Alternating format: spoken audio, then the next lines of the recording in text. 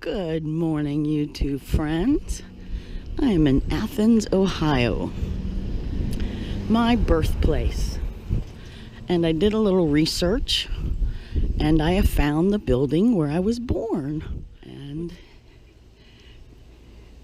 here it is. Sheltering Arms was the hospital.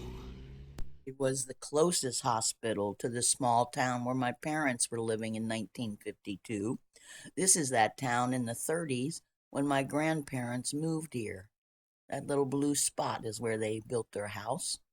They'd always lived in this area. This is my grandmother in the middle and grandfather to her left. He was a blacksmith, worked in coal mines and later the railroad. Here he is as a young man. Love this picture. He looks like some badass cowboy. He was in his 60s here. I never met him. My great-grandmother Linscott was born in Maine in 1865. I don't know how her family got here, but Alice never lived more than a few miles from home. It took me 67 years, but I've made my way back to this rural, almost forgotten area of southeast Ohio in the Appalachians to begin another new chapter.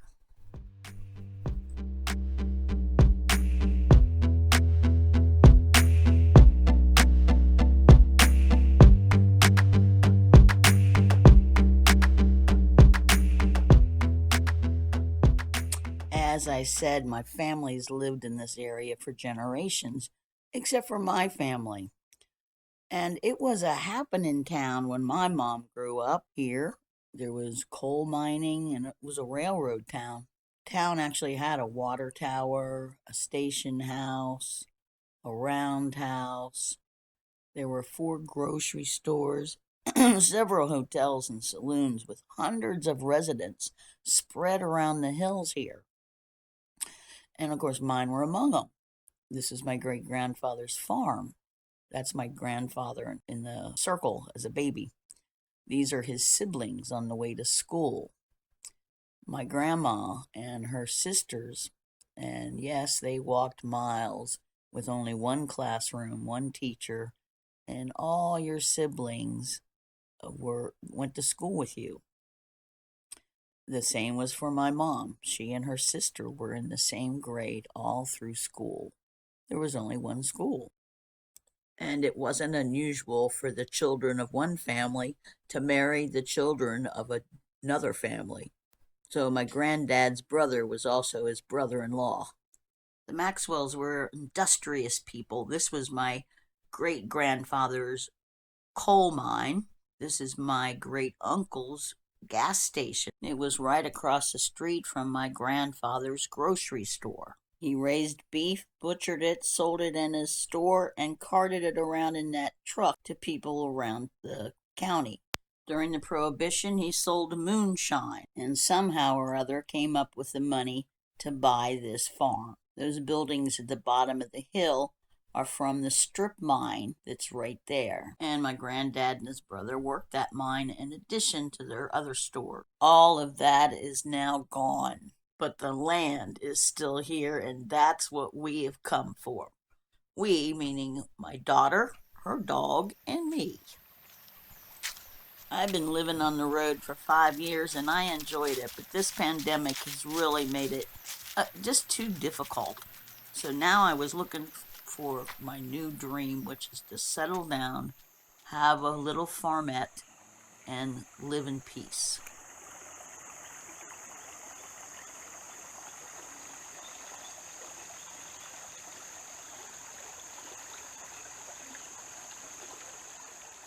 Welcome to my new temporary place in my new permanent state, Ohio. And I say temporary home because Teresa and I are here until we can get our own piece of property, which is somewhere behind here, about a half a mile over the hill, or down that way somewhere over the hill. 1 or 2 plots that my mother owns, and I'm going to get to use it. So this is like an experiment for us.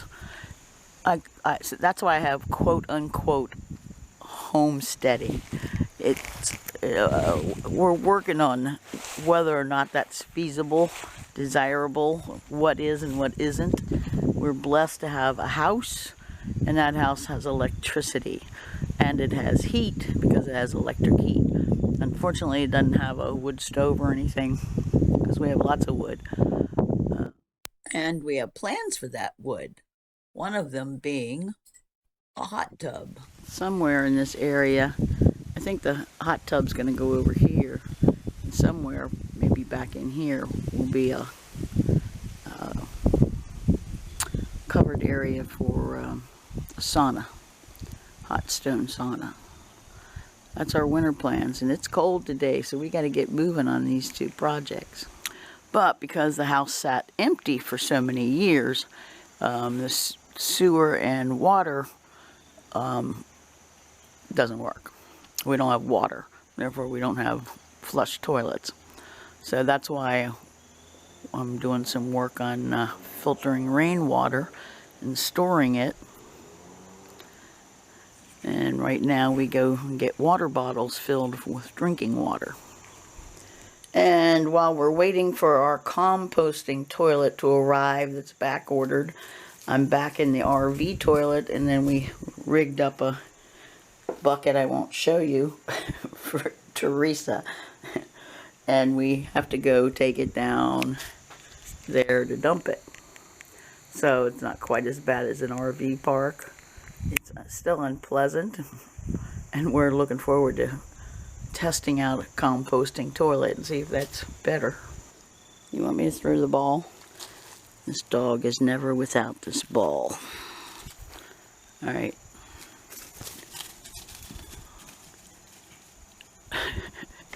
He carries it around like a pacifier in his mouth. So we have lots of projects. Most of them, they're all really unfinished. Stock tanker we're going to use for our hot tub, and future videos will be about that. We've got some little covered gardens going with fall plants. There'll be a video about gardening here, what we're doing. We've got some nature.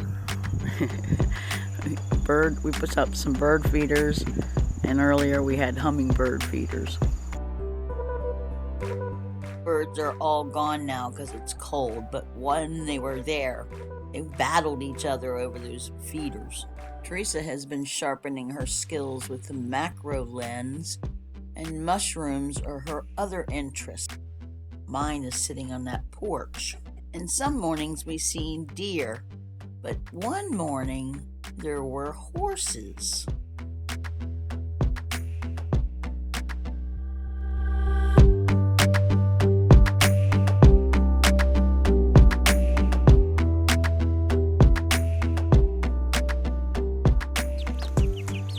And then, of course, we have the chickens.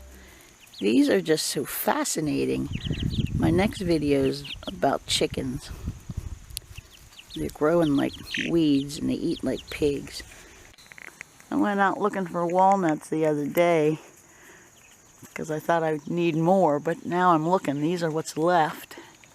I'm going to have lots of walnuts to process. Another video I'll show you in the future.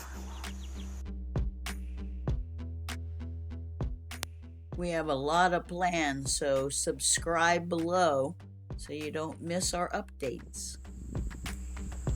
I want to show you just how beautiful it is here. When you say Ohio, a lot of people go, Ohio? Why the hell would you want to go to Ohio? And that is exactly why I wanted to come to Ohio. One of the reasons. The two is I had the opportunity. So that's my update. Switching gears from nomad to homebody. And so far, I've got to say, I'm absolutely loving it here.